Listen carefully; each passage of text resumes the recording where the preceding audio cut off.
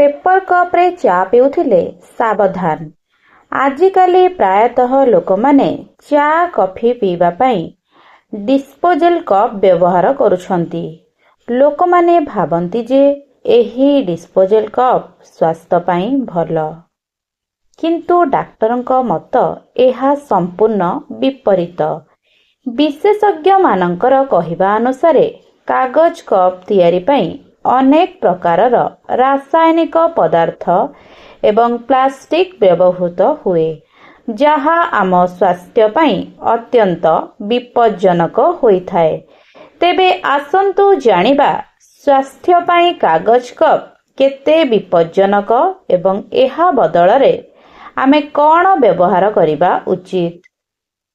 चा कॉफी पीवा पाई आमे साधारणतः पेपर कप व्यवहार करिथाउ, किंतु आपण तो जानिथिबे कागज रे कोनोसी तरल पदार्थ रही पारे नाही। एपरी परिस्थिति रे कप र भीतर अंश को वाटरप्रूफ करिबा पाई अल्ट्रा थिन प्लास्टिक रे कोट करा जाए, जहाकू आमे माइक्रोप्लास्टिक बोली कही थाउ। एही माइक्रोप्लास्टिक आम स्वास्थ्य पाई अत्यंत क्षतिकारक।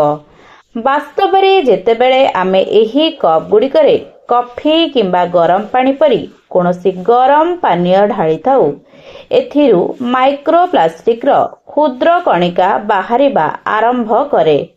एही कणिका गुड़िक एते छोट जे सेगुड़िक केवल माइक्रोस्कोप द्वारा ही देखा जाई थाए, किंतु सेगुड़िक आम स्वास्थ्य पाई अत्यंत क्षतिकारक बोली विवेचित होइथाए।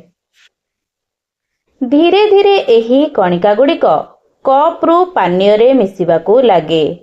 किछि वर्ष पूर्वे एक रिसर्च होइथिला, जेउथिरु जणा पड़िछि जे एक कागज कप रे जदि 15 मिनिट पर्यंत कोनोसी गरम पानीय रहे, सेथिरु प्राय 20,000 रु 25,000 माइक्रोप्लास्टिक कणिका बाहरी पारे। एही कणिका आम शरीर रे प्रवेश करी हार्मोन असंतुलन एवं कैंसर भली गंभीर रोग सृष्टि करिपारे। एपरी परिस्थिति रे आपण निज स्वास्थ्य को ध्यान रे रखी कागज कप व्यवहार करबा ठारू दूरेई रहिबा उचित।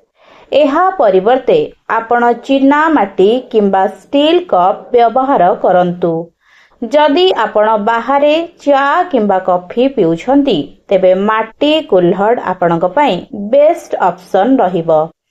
किंबा सर्वदा निज सह एभली एक कप रखंतु, जहाकू आपण बारंबार व्यवहार करिपरिबे। एहा केवल परिवेश पाई नुहे, बरं आम स्वास्थ्य पाई मध्य अधिक लाभदायक हेबो।